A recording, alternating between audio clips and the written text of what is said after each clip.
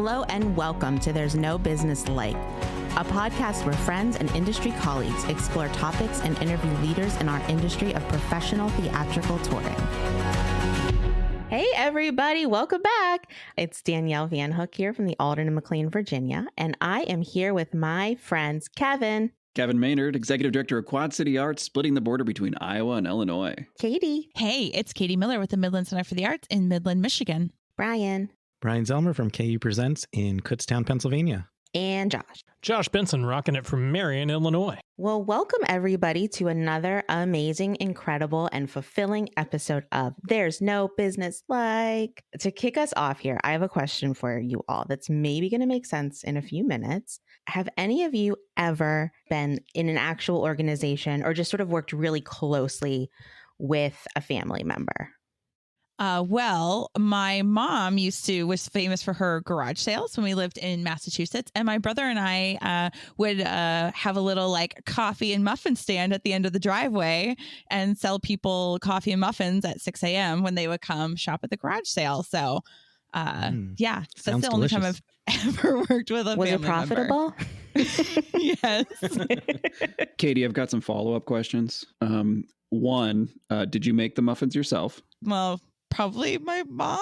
My second question is, did you have a business license or was this an illegal operation? So, I mean, I was probably 5, so little Katie breaking the law. So we call them tag sales in Massachusetts. So it was technically a tag sale. I want muffins now. Me too. I have an amazing cranberry orange pie in my kitchen right now. It is the best thing I think I've ever baked. I had a piece right before we started. So my wife and I have a children's clothing store together, Whimsy, a children's clothing store. And honestly, we work really well together. It's primarily her baby, and she's the driving creative force behind it. She curates everything for the store, and I'm there primarily in a supportive role. And so for me, my job in my mind is to be supportive of her so that it can facilitate success within the store. I would say I'm in sort of a similar situation with Josh. Like we don't own a business, but like my wife does a lot of contract work. And so she is in the process of starting her own studio and does a lot of like nonprofit consulting work.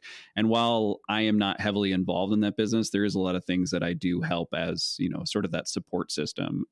I also, as you know, have an accounting background. And so I'm very like accounting and numbers focused.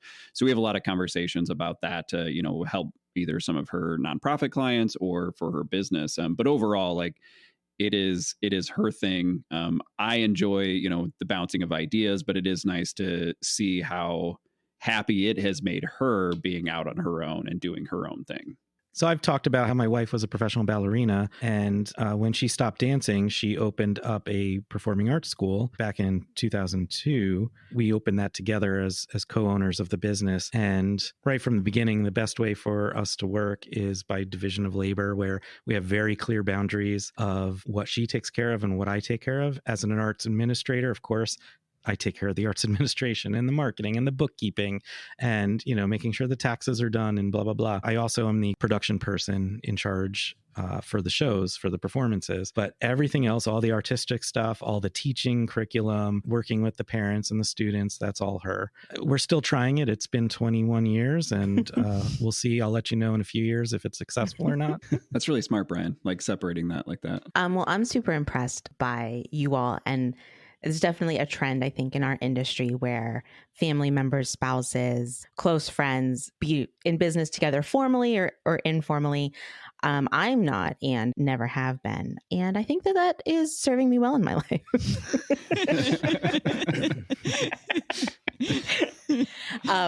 I'm fully kidding. In that aspect. But yeah, I mean, I am super impressed just by all of the endeavors that you all are able to do. And with a family member it's got to be super rewarding. So today we're going to be talking to a married couple who have a business together, Devin and Lolita Walker. They are the co-owners of the Uncle Devin Show and multimedia company. And the ands keep going. They never stop throughout this entire episode. So I hope you enjoy this conversation.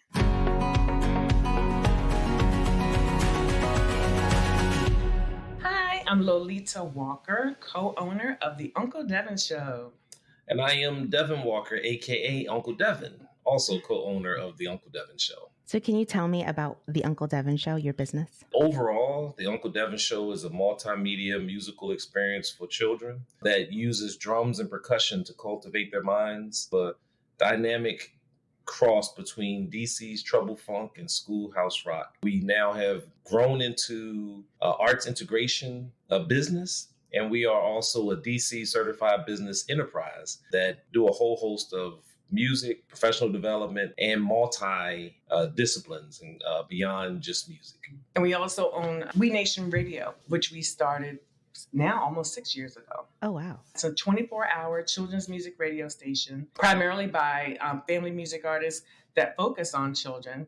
And we play anywhere from go-go, hip-hop, world music, R&B, funk, jazz, all for children. And now we also have an app that you can download on any device. We Nation Radio stands for Watoto Entertainment and Education.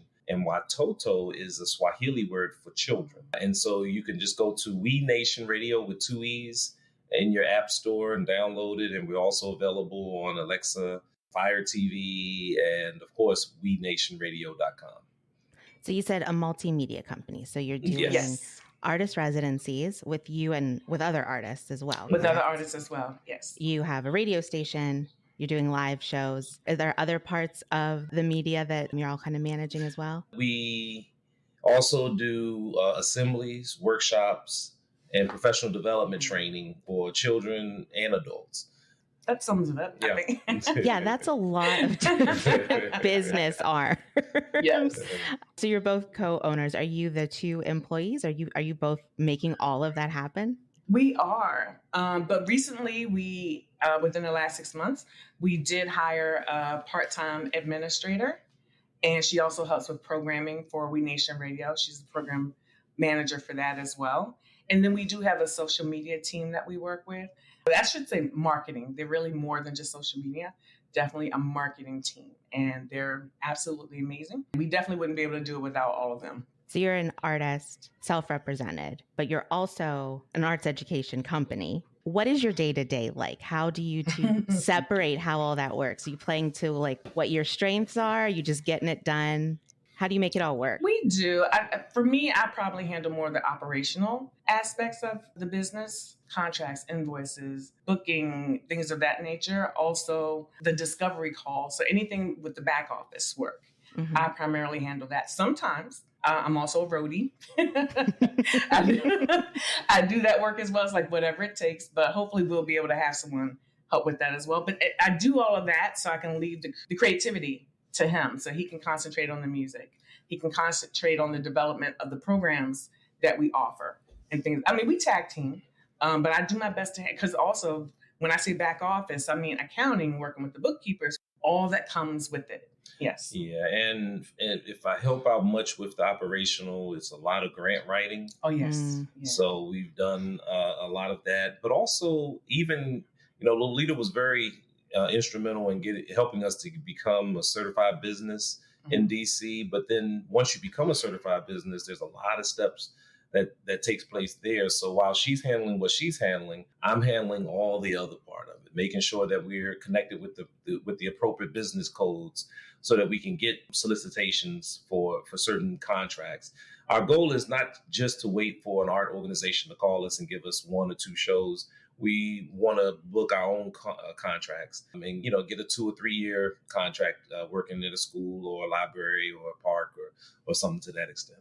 And a big part of that's very important to us is to make sure that the artists are paid, not just fairly, but appropriately for the work that they do, for their proprietary content, for the time spent on development, not just that 45 minutes to 30 minutes that the public may see. There's a lot that goes into it. We want to make sure that we are compensated appropriately. So that's always a challenge.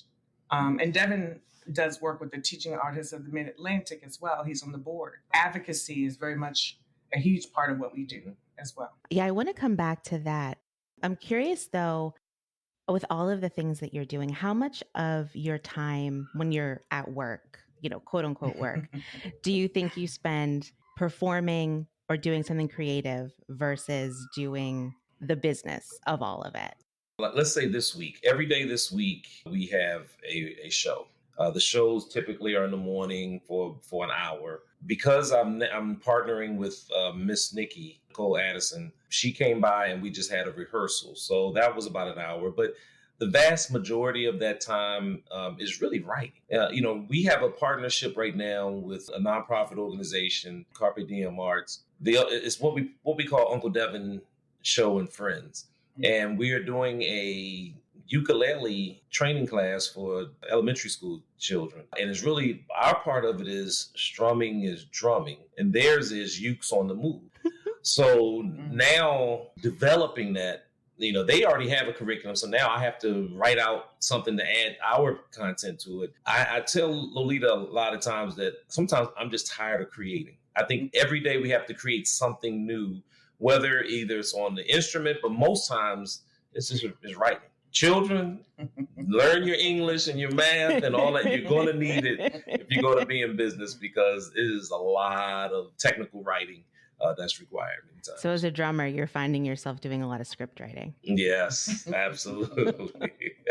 I bet that was a surprise. I wasn't ready. So we've learned a bit about your business and all the different things that you do, but I do want to know about you individually. So if you wouldn't mind sharing your origin stories about how you got to here as a co-owner of the Uncle Devin Show. Well, I don't know if we even mentioned it to the audience, but we're married. We've known each other for some time. So we were friends for years, and then we reconnected in about 2008. Long distance, romance. And that's really when he kind of just started talking about the Uncle Devin Show. Mm-hmm. And then right before I left New York in 2012, he had just released Drum Tales. Mm-hmm. And actually, we attended Kennedy Fest that year. The way that it came about is I was an artist like many people. I was doing jazz and R&B and hip hop. But when my 3 nephews and my niece were born, I wanted to share music with them, but I couldn't let them listen to a lot of the popular adult music. The content wasn't there. So I would create my own music for them. So the 2 oldest one went to college, the other ones were maybe in junior high and high school, I started recording the songs that I had done for them. And I never released it. It was an album that was called Uncle Devin All by Himself. And I was a youth director at this church, and the youth loved that album also. People started calling me Uncle Devin. Uncle Devin, when are you going to do another album? When are you going to do another album? And this was around the time that Lolita and I started connecting beyond friends. And she was in New York. I was here. And so I decided to look into this because I didn't even know that this was an industry. And then I heard about a festival in New York called Kennedy Fest, which is a place for children's music artists to come together. And we just have a weekend of conferences and discussions and showcases. And we just learn about the industry. And I never knew it existed. I went to New York. Lita came there, and I learned so much. And that's when I realized this is what I wanted to do. And so I dropped all adult content after about 2012. And I just said I was going to do this full time. Well, you were still doing it part time because he was actually still working up until 2018. Well, I was working in non-music. I was regular 9 to 5 until 2018. Yes. Lolita, when you were in New York, were you doing something that was like next to the arts? Something that was like, do you feel like preparing you for like this role as everything behind the scenes? I do. I was actually in the fashion industry when I was in New York. I went to FIT. I left UMBC to go to FIT. What is FIT? Fashion Institute of Technology. Thank you. So yes, I was in the fashion industry for for all those years that I was in New York, about 16, 17 years. It's very much a business. Everybody, when they think about fashion, they just think about design, but it's very much a business. I've been a brand manager, production manager, and things of that way. So it really taught me about details. Mm-hmm. Everything was just so detail oriented. And so even like putting on fashion shows and things of that nature, I use some of those same transferable skills is what I call them. And I still use some of those same skills today and working with Uncle Devin. And about the time I was leaving New York, I had started an event design and planning business on the side with the business partner in New York. So even those things are transferable skills for the different types of events that we're doing and bringing people together. And it all led to here. It really did. It really did. Yeah, it's so interesting because there's so many routes, sort of roundabouts, in doing this podcast that we've really heard that people have kind of like gone on to get to like the touring and just arts industry world in general. And I think it's so fascinating. And, you know, some people too, when they get out of college, they have a hard time finding a job in the industry and feel Yes. like it's not going to happen and work out, but like really kind of hearing about how there are so many transferable skills that are definitely helping you today. I think that's so, so important. So you're saying in about 2018 is when you guys decided to go all in on this business? We did. Yes. Yeah. It was risky. Right before the pandemic. And what's interesting is we mentioned Carpe Diem Arts, and the founder of that is Busy Graham. And she told Devin maybe about 10 years ago, you know, he could do this full time. And we were like, no, you know, like we just didn't think it was possible that people actually did that. And so we credit her, and we thanked her just the other day because, you know, how do we go about doing that? And so we appreciate that she saw him and had that faith, right, you know, from the beginning. So were you doing like small like weekend gigs and sort of things sort of like building up to that 2018 all in? It was probably more than a weekend gigs. I worked at the local transit authority, but Metro is a 24/7 operation, definitely those that work at night. So I would volunteer a lot to do the night shift to keep me available to do shows during the day shift. And I did that easily for about 3 years. Easily. And not just one show a day. Yeah. Sometimes 3 shows a day, and then he would go in and work through the night. Wow. That's when we realized that if we weren't working, I could make we could make even more. But with her help, and again, it's hard to do it by yourself. So to know that I have this support is great. And so many people recognize the support I have with Lolita that is now leading her into her own business, where people are asking her to come and do for them what she's done for the Uncle Devin show. Well, that's a fabulous lead-in. Tell me about that. He's been trying to get me to do this for years. And some have asked over time. What we find is a lot of artists, they only want to do the art. They don't want the business side of it. They don't want to do the contracts. A few have been asking me, and last summer, actually, it was a client of ours. She said, Lolita, I love the way you all work. You know, I can always trust that you're going to get things to us on time. And if you ever decide to go in business for yourself, I'll recommend artists to you. That was like 2 years ago, during the pandemic, actually. And then Devin kept saying, you know, people are asking. So finally, actually, Miss Nikki, last August, I was sick as I don't know what. And she called and she goes, do you think you can manage me? And I said, well, I'm not official. I haven't. And I just started doing it. And I just started still thinking about, what does that look like? What does that mean for Uncle Devin? You know, how do I balance the two? Because I'm still co-owner. But yes, in March, I launched Carly Entertainment, LLC, where I will do management and booking and consulting for artists. Wow. So it's still very fresh. I am legal. The bank account is there, but now I'm working on all the other aesthetics, you know, the logo, the website. So all of that is still in the works. And sure enough, that client that recommended that I do this a couple of years ago, just last week called up and said, hey, did you ever start that? I have some people I want to send your way. Out of the blue. Yeah. And that's really just working one direction and people seeing what an awesome job that you're doing and seeing a need for that kind of work. Yes. And I can't say that I know everything there is to know. I'm still learning. But as long as they're willing to take that chance with me, I'll always do my best. Well, and one of the things I also make sure anybody I work with is that they also understand the business side of it, whether they want to or not. Because even, you know, if I send them something, a contract, they need to understand it. They need to understand what they're getting into and what they're signing. So I recommend them to a few organizations where they can get that advice and set themselves up as a business. And also, if they want to, become a certified business enterprise like we are, whether they're in DC, Maryland, or otherwise. So they can go after the bigger contracts and expand beyond music if they need to. So whenever you were starting in the fashion industry, I'm sure you didn't see yourself as really in the infancy of starting an agency, which sounds like it's got like a roster Not quite. on its way. It might have a roster before it has a website, which is like a good problem to have. I know. And another artist shared with me, he said, Lolita, make sure that your roster is really diverse, not in just the types of music, but the types of acts. So like I said, she actually recommended a storyteller to me and a Latinx group. And I love that.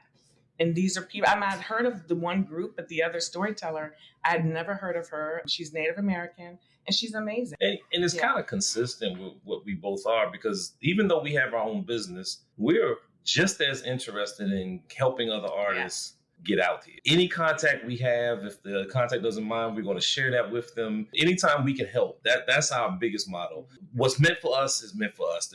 We don't see it as competition. We see it as more educational opportunities for our children. It seems almost inevitable that Yes. you were kind of going to get to this point. And I'm like, I can't wait to check in 5 years from now and just see That'd be awesome. Yeah, like where the idea has gone, because it can bloom, right? It can bloom from absolutely. here. It definitely can. And There's so many different arms of this this arts organization and agency, really, that that the two of you are holding up. That's incredible. Yeah. And it's a lot of work, but it's just like, as long as, what we've kind of learned is, as long as you're working toward your goal, usually the doors and the windows will open. Or that, when you hear those no's for so long, something, that's meant to be for you will come. And that's Is it pretty much scary to like embark on something that feels new? When you kind of feel like you got the Uncle Devin show down and, you're running and now like opening up a different bank account and a new kind of arm. Is it scary? It's scary. I think anytime you start something new, but Devin has always had the mindset that anything is possible. Kind of like my mom, and like nothing is impossible. So even when I have those doubts, and not that he's trying to problem solve for me, but we are able to bounce things off of one another. We don't always agree, right? No. We don't always agree, but that's good, because you're challenging each other. Yeah. I always say that it is scary, but I'd rather create a new path than follow someone else's trail. Or sometimes that's what's required, and you don't know what's on the other side, but I like the adventure. Yeah. And you're gonna blaze trails for other people as well. Yeah. Thank you. That's what it's about. And people helped us. We had mentors, and people who helped with, just, if not consistently, just whenever we needed. We hope to continue to do that for others as well. Yes. I'm just so inspired by the two of you and thank all you, the different Danielle. ways that you're working within music and within creating peace. Like looking at it from another perspective, it just seems obvious, right? But you're building all of these things and it's all towards that one goal. And it's just so wonderful. Just like taking a little step back, I just wanted to say I met Lolita in January at APAP this year, and we just got to talking, and that led to you all just performed your big go-go band as part of our Juneteenth celebration at the Alden and McLean Community Center, and it was Go-Go for Families, and it was just such a wonderful event. And it's just one of those things that just like the perfect meeting, like the perfect place, the perfect time. I only like scratched the surface of getting to know everything that you all do. I'm just so impressed. Oh, no, thank you. So I wanted to go back to something that you all were talking about earlier, and that's being a board member of the Teaching Artists of the Mid-Atlantic. Can you just talk about like what that organization is and what you're doing on that? The Teaching Artists of the Mid-Atlantic, or TAMA, is an organization for teaching artists by teaching artists to help to support, empower the artists to be their best. But the history of teaching artists is one where people are used to exploiting us as artists in terms of low pay, sometimes no pay, where they require us to give our intellectual property where some other people will control it and own it. Well, the Teaching Artists of the Mid-Atlantic is simply just an opportunity for us to educate ourselves and empower ourselves so that we can take control of our own businesses. We are businesses. Whether someone want to be a business or not, the moment you take money for something, you're now a business, because by law, you're supposed to pay taxes on that. So you're an independent contractor. And what we do now is we actually educate teaching artists about the difference between an independent contractor and an employee. A part-time employee in particular. In addition to that, we do a lot of training around, as I mentioned, about contracts. A lot of training around how do you say no? Because many people feel that if you say no, they won't get any more work. Well, sometimes saying no is the best thing that you can do, but many of us have been so isolated. So we have a space where on a bi-weekly basis, artists can just come in. We have what we call TA Cafe, Teaching Artists Cafe, where artists just come together and we just talk about what's going on in the industry. We compare notes. We encourage one another. We get ideas from each other. And there hasn't been one time where I haven't joined one of those conversations where I haven't left there motivated. Just hearing what someone else said or what else someone else shared. And you also do quite a bit of advocacy work. Oh, they just helped someone who was going through something in New Jersey, helped her to resolve that. And this is the beauty of it. Like you say, when things come full circle. Many jurisdictions now are expanding their state laws, including DC, to include independent artists. So if an independent artist feels that they're being discriminated against based upon their race, color, sex, gender, sexual orientation, age, or all those things, they now can file a discrimination complaint in their individual states. Now, as an artist, I'm able to come in as an artist. I have a training called EEO EEO through the arts, where I'm teaching them about, how this applies to us, and able to use my own artistical abilities to make it fun and not a boring process. So really, it's really about helping us to understand our rights and our responsibilities as artists. That's an incredible resource, because where else do you learn that other than learning it on your feet if you're in that position? And that's an awful position to be in and to be learning. So that's a huge resource that you're providing for that community. I did see that you do advocacy work for fair wages for teaching artists. So can you just tell me a little bit about what you want to see or what that would look like? The best example is a pay wage calculator that has been created by the Teaching Artists Guild. It's separate from TAMA. Type in Teaching Artists Guild and look up their pay calculator. They've created this calculator where you type in your experience, your city, maybe a few other details, and it will let you know what the minimum amount you should be making as an artist. And it sounds a little bit like a union where you're trying to help raise the standard, but we're not a union. This is just an opportunity where we can use stuff like this pay calculator to be able to help. Part of it, again, goes back to letting lawmakers know that we are here. Traditionally, there hasn't been an organized effort to support us as artists. Most art organizations, I will say this, don't list teaching artists or artists in their mission. But yet everything they do is about the arts. And it's really not necessarily their fault. That's just the history of how things have been. There's one organization that's one of the largest organizations in the region. They don't even have an artist on their board of directors. They have lawyers and real estate agents, and that's good. But if 80% of the work is being done by the artists, we need to be a part of that. Our goal is to be able to give people these tools to be able to say, well, look, this is what we're at. This should be the minimum amount. That doesn't mean you can't go above that. Use that as a standard where where organizations, everyone can kind of come to the same process. And what that will do is it will force organizations to request more money when they're doing their grants. Many times, the only thing that they really are focusing on is their overhead internal to their organization. Not necessarily the minimum livable wage for the artist. And that's one of the things that we want to be able to change. Because what they don't consider is that the artist has overhead as well. Mm-hmm. Our insurance has gone up.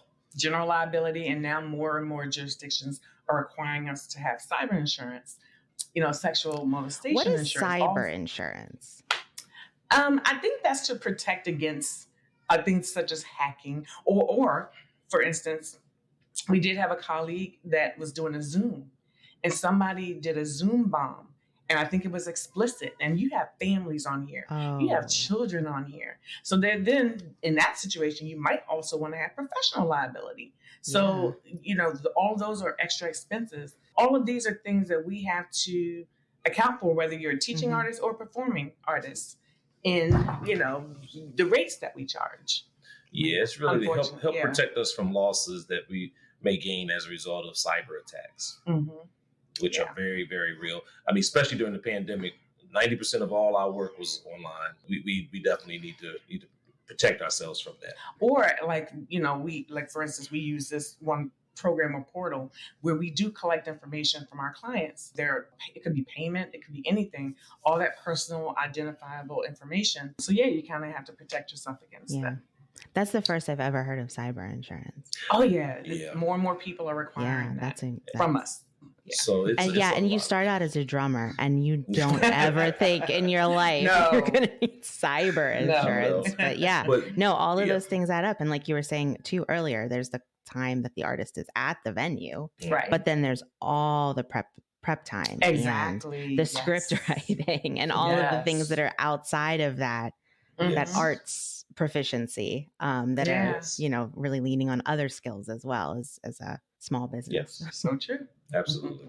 Absolutely. And so for us, helping artists to not only see themselves as businesses, but like Lolita said, educating them on being a certified business and the benefits of that. And recently here in DC, we were in negotiations to be a subcontractor for a summer program. We went from potentially, if we would have just been a teaching artist, we may have would have made $10,000 for it. They offered us $113,000 for that same work because we were certified businesses. And let's look at her lies.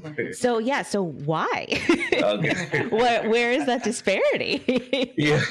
Well, the difference is this. In Washington, D.C., where we're based, any contract over $250,000, the prime contractor must utilize 35% of that with a certified business enterprise, CBE, or a small business enterprise, SBE. We're both. Mm-hmm. So when this contract came around and we identified ourselves as a CBE, they had to negotiate with us because we were CBEs. And so we don't see that many opportunities. So far, it's only been 2 years for us. We haven't seen that many just yet. Actually, that was the first. And that was the first one. But that was that contract is a 1-year contract with an option of 4 years. All you need is one that can really set you up nicely, but now we're at the table, whereas the contract needed to hire a whole bunch of teaching artists. So if they'd have just hired us as a teaching artist, okay, here's $10,000, okay, and that's one thing there. But now we're in a position to not only get that money, but then now we can hire teaching artists and pay them what they are worth versus what that company was paying the teaching artists, which was well below. Because in the grand scheme of things, even that $10,000 that they were offering wasn't truly what they were worth. They should have gotten more of that contract. And we did challenge them on that during the negotiations. Yeah. So I do want to ask you a little bit more of this, because really one of the missions of the podcast here is to learn and to share what we didn't know starting out. And, I think at this point, we've all learned a lot about what you need to be able to do as a teaching artist, as an artist, as a touring artist, somebody who's starting a small business in a company. For us, one of the things was that I guess we appreciate, we contacted, in order to even become a CBE, DC Small Business Development Center. And really, they walked us through the process. So I would say one of the mistakes that we made was sometimes paying a lot of money for people to help us do certain things. And now we've learned that they would have helped us for free from the beginning. Yeah. So I would say maximize the resources that you have that are available to you that are free in your municipality, wherever you live. And the truth is, they helped us in such a way we would have loved to have paid them in any way, shape, or form, because the advice that they gave, they literally talked us through and walked us through the application to become a certified business enterprise. And how long did that whole process take? Let me just say that we didn't work full time on that because we're doing shows, contracts. Yeah. But a friend of ours who did it in the state of Maryland, she was able to get hers in 8 months. Mm-hmm. Ours took a little longer because we had to wait for some tax documents and other things. But really, if you work as fast as you want it, you can get it. Mm-hmm. There are certain things that you have to wait on that you don't even know that you need until you need it. For example, in Washington, D.C., they have this thing called the Clean Hands. Certificate of Clean Hands. Who knew? I mean, and guess every individual in D.C. has one, but most people never use it. But if you're going to get a grant, you have to get this Clean Hands certificate, which basically say you don't owe any taxes, you don't owe have any outstanding tickets or debt more than $100. Debt or more than $100. And you may not even know any of that until you go to request it. Then the process of getting it cleared is the problem. Right. So one of the processes that we've adopted that we didn't know before, we check periodically. Because one time it did prevent us from getting a sizable grant. But it's one of those things where they're not sending you a notice saying, hey, you owe this or you need to fill out this form. So we had no idea. It wasn't something that we did intentionally. We just didn't know. Yeah. And so it's just now we kind of regularly check it so that if there is something that we need to work on or some new tax document that we didn't know about, we're more informed and we're prepared well before we need a grant or anything else that we're applying for. And I would just say definitely have that person or that you can go to for business advice. Yeah. You know, we've always had an accountant, but we now have somebody we can really work with and understands our business. To me, those are the biggest things. And hopefully you won't make some of the same mistakes we make. Also know your worth. Be willing. It's harder when you're starting out to say no to things. But once you kind of know, and luckily we have mentors that said, hey, if you're only charging like when you first start out, maybe $3.95, you're hurting other musicians as well because they're thinking, oh, well, this person's only, you know. So we had to kind of figure out, okay, well, what's fair? We weren't trying to be greedy.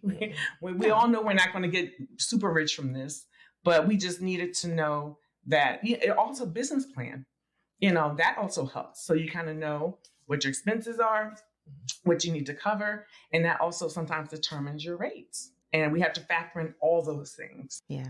And I would just say, as much as people only want to focus on the creative, if nothing else, find someone who can help you with the business. And if you can do it with an organization such as the Small Business Development Center, all the better if you're just starting out and don't have the funds to pay for something. And just about every state has a Small Business Development Center. So wherever you are, just look it up, give them a call, and set up an appointment. This is what they do. I think I could talk to you all day. But we do have to wrap up. You have such a wealth of knowledge. And there's a couple of questions we always ask at the end that I want to ask you. And the first one is, if you could go back in time to maybe like right before you went in all out on the Uncle Devin show and making that the business, what advice would you give yourself? The first thing for me, I would have allowed others to come in to produce my albums. I did it all myself, but more ears, the better. I go back and listen to the songs. I mean, they were okay, but they could have been a lot better. Being willing to seek help and assistance instead of trying to do it all yourself. It certainly, that would have helped me out tremendously and helped the quality of my music a lot more. So if I could talk from an artist standpoint, that's one thing I wish I would have done. I think another thing is, and we'll both agree with this, taking our time to make financial decisions. There's a lot of slick talkers out here that will appeal to your emotion to get started and will take advantage of you. So I would say that the one thing we can honestly say is, don't let no one rush you into making a decision. Take your time. If you feel any slight, like I'll give you an example. We were thinking about doing a mobile app. Oh yeah. And someone introduced us to someone and do a mobile app. And he said, okay, it's going to be about $10,000 to do the mobile app. But look, I got one slot left, and you got to let me know by Tuesday. Now, we didn't know that. We definitely knew. We both knew not to do that. But sometimes if you're desperate enough and you don't know, you just, So if anyone rushes you into anything, don't do it. It's got to be in your own time and in your own space. Lolita, do you have anything to add? It's easy for us to say now, know your worth. But even then, it's just like, know your worth. Hopefully you're able to talk to some people who might give you an idea, whether about fees or even just things to consider in your pricing, even if they don't give you, what their rate is, just things that you actually need to consider as an artist, as you're embarking on this, because we were pretty low to start out. Oh, no. We were very low because you don't know. This one restaurant, fast food restaurant. Yeah. Yep. Had me come in for free because their whole thing was, we got a lot of traffic. You can just come in and I didn't know. I'm going in there. They didn't even give us a curly fry to that place. They didn't give us nothing. I guess part of what Lolita's saying is, don't do things for the exposure. It very rarely work out. It's I tell people, no, thank you. We're overexposed. And we no longer do door shares. Yeah. We're like, no. So we no longer do that either. And I think those were the biggest things, because it's true. You do harm other artists and you harm the industry overall. And that's just something that you don't want to do. And I guess we could say now, take time for yourself. It's a lot of work, but I've created Dev's Days on the calendar. Now we got to create Lolita's days. Yes, we do. She's horrible with that. But yes. Mm-hmm. But you have to take care of yourself. It's a lot of work. Yeah, especially as spouses too. Like, I feel like anyone who's married can say, you know, I think even getting this far, I don't know that we would have made. Right. Yeah. It's time for yourself is important. Mm-hmm. Yeah. It is. Yeah. And what do you like most about the business now? Working in the arts, you know, you're working really local and also touring. So with all of the things that you're doing, what do you like best about the work you're hands doing? down, it's the children. Oh my goodness. The joy they bring us, the laughter, the inquisitiveness, the love is just incredible. One of the things that I never get when I'm doing adult shows is the type of, you know, the children are paying attention. They want to be involved. They want to learn, and they are funny as all get out. So I think for me, I would say without a doubt, it's the children. And you could be having a bad day. All kinds of stuff could have happened, you know, in our efforts to get there and do the thing. But he's right. You know, you'll just spot something and you're just like, oh my God. When that parent or that teacher comes up and says, well, this student never dances, Yes. but they dance today. Yes. Or, you know, you'll see some of the children have to wear headphones. They have, I hate to call it special needs, but even, but they also equally enjoy themselves. Yes. Yeah. And so, yeah, it's just. You can feel it. Yes. Right? Exactly. Yeah. Exactly. And they'll let you know. Yes. You know, they're wanting to come up and hug them or they're crying because they got to go. But yeah, if you're having that bad day and you just see the joy in their faces from this, or actually we just got a gig because a child went home and told their parent who told a teacher. Yes.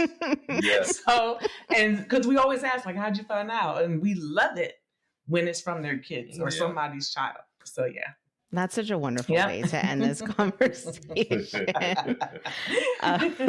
Thank you both so much for sitting down with us. I'm excited to share your story and what you're doing here in DC with a wider audience. And we wish you all the best. Thank you so much. Thank you, Danielle. Thank you so for inviting us. And I'm so glad that we got to meet that day and that you thought enough of us to invite us not only to McLean for the Juneteenth show, but for this program. So yes. We love the work that you all are doing as well. Thank you so much. Yeah, we appreciate it. What an impressive couple Lolita and Devin are. I so enjoyed learning more about them. You know, I think the conversation you have with them really fits the mission of this podcast, which is to pull back the curtain and learn about the business side. There are so many aspects about being a teaching artist that I had not thought about before or had only thought about at a surface level. So thank you so much for bringing them on and giving them this platform to share their experiences and their deep level of knowledge about the teaching artist world. Yeah, the teaching artist aspect I thought was truly fascinating, and their conversation surrounding sort of minimum pay for teaching artists and the calculator that they shared, I thought was really interesting. I think that calculator in itself, I think, is a really fascinating tool, and I think it's a great starting point for many artists and even organizations. Obviously, I think that there are some things in that I would tweak, but as an organization, I looked at that and looked at, you know, what are we paying our contracted artists? And so it gave me an opportunity to see, like, at least in this level, like, are we sort of at least fairly paying our artists and teaching artists there? And I will say, for the most part, I was happy to see that we're fairly good. We need to raise in some areas, which I will now use this as a tool to start driving that conversation. So I thought that was really a great starting point for that. Yeah, I have to agree. I looked at it too, and it is a really cool idea.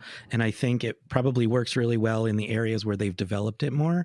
But obviously, there's still a lot of places in the country, like here in Kutztown, I couldn't really get accurate information for this area. The closest I can get to is Philadelphia, which obviously is very different than Kutztown's, financially and many other ways. So I think in time, as they tweak that and work on it and expand it and get other partners maybe to help them with that, or to maybe copy it and create ones for different regions. I don't know. That's not something that I'm going to be able to do, but I do still love the idea that it gives the artist a starting point. Like the whole basis behind it is very important, because there are so many artists that are starting out that don't have the mentorship, that aren't connected through conferences or other things, and just not knowing what to do, and sometimes taken advantage of. And I think that's the point of it, is to help prevent artists from being taken advantage of. And I'm all for that.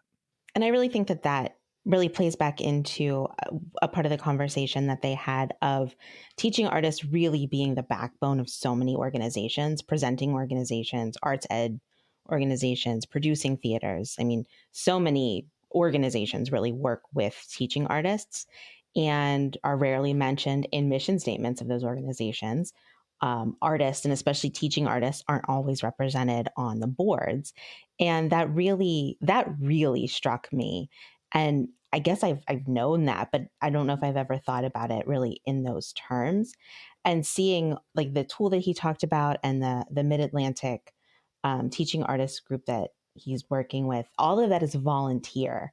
And it just speaks so much to the isolation that teaching artists have. We've talked about how much we love teaching artists and just the work that really needs to be done, in equity, really, in building up their ability to have a career and to make a life. One of the other things interesting in talking about his work with different teaching artist organizations was the fact that different states are putting regulations into place to protect teaching artists from discrimination. And some note in Devin's story that was cut for time was that when he worked for the Transit Authority, he worked as an equal employment opportunity officer. So he was working on discrimination cases. So now he's able to take that very specific training that he had and use it to help teaching artists. And doing that training he was talking about, and making sure that they understand the law and the laws that are being put in place to help them and protect them, I think is a really cool aspect of their story, and something that I don't think we think about as administrators,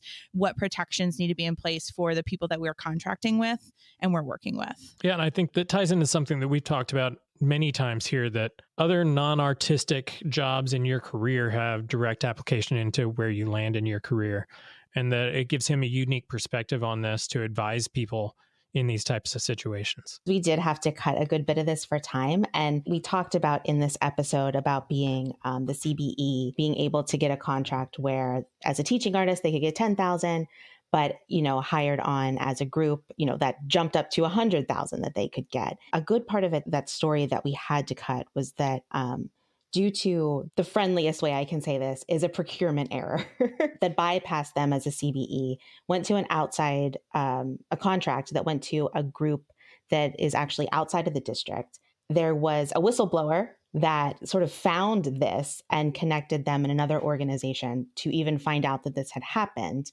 And they ended up needing to file grievances and going to a hearing in front of the DC Council, and had significant amount of media attention. It's been a very hard struggle for them to build this business and to have taken all of this time and effort to build the CBE and to get that license, to still be just fighting to get the piece of the pie that they thought would kind of be theirs, is something that, being a teaching artist or a small organization, we don't want to think will have to happen to us, but really pulling back that curtain and seeing that in order to really have a career, sometimes these are the kind of ways that you have to operate your business, is a really enlightening look at something that we don't often talk about.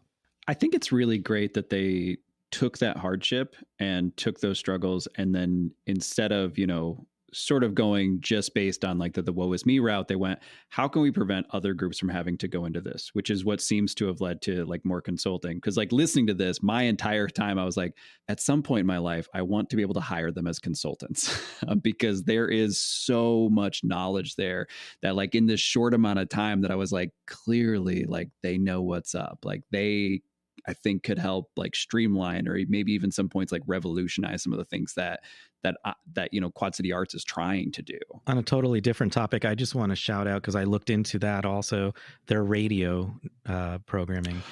We Nation, WEE Nation Radio. Look that up. It is incredible. The music is so awesome, but yet appropriate for kids. I just wanted to shout that out because it deserves it. The most surprising takeaway from this is downloading the We Nation Radio app. Like, I don't have kids, but like I enjoyed it a lot. Like, it's not necessarily like music just for kids, but like it has a kid slant to it. And I have found a lot of artists that I didn't know existed, and a lot of like stylistically like music that I don't get to hear very often. And so like there's a wide variety there. So as a non-parent, I would encourage everybody to download it, check it out. Yeah, imagine there being a group of people that have a radio station and we talk about it for like a millisecond. There's just so many other things that they do that are so incredible.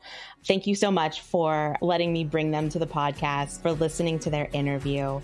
Lolita and Devin's love of each other, love of performing for children, love of artists, and just love for the arts in general is so palpable when you meet them, when you're with them. And I hope that it comes through in the interview. So thank you again for joining us on There Is No Business Like. All right, everyone. Thanks for listening to There's No Business Like. Our producers and hosts are Brian Zelmer, Josh Benson, Kevin Maynard, Katie Miller, and me, Danielle Van Hook. Views expressed in this podcast are ours alone and are not reflective of the organizations we are a part of. Keep up with us at nobusinesslike.com. There you'll find links to all of our episodes and socials. If you like this podcast, give us a like, a follow, a review, or our favorite, a 5-star rating. Oh wait, what was that site? I got it, don't worry. It is nobusinesslike.com. Do I sound out bus-I-ness every time I type it? Yep, sure do. Stay in touch, my friends. A lot of the parents don't know who I am when they're new. And so I'm just sitting there and sometimes they'll talk to me, oh, this is, and they'll tell me, this is a great place, huh? Or they'll ask me things and stuff. And it's kind of like being a fly on the wall, which is cool. But when they learn who I am, everybody refers to me as Mr. Carla. Oh, like, are you Mr. Carla? And then they're like, oh, I'm sorry. Does that? I'm like, it's fine. I've been called that for 21 years. I'm totally fine. I love that. Who's coming in on this one? All of us. Let's all talk at once. 3, 2, 1. Hey, Cocaine Danielle, Donkey. I was really thinking. Notice it was just the boys that did that. Wait, did you not say something? No. I could have swore I heard your voice. Which one of you sounds like Katie then? Way to be a team player. I thought we were all going. I don't participate in your shenanigans and chaos. You're here right now. Well, after my edits, it'll sound like you do. Let's all talk at once. 3, 2, 1. Hey, Cocaine Danielle. I'm Donkey. super comfortable with Brian just layering me in places where I wasn't. you should join SAG-AFTRA. Topical.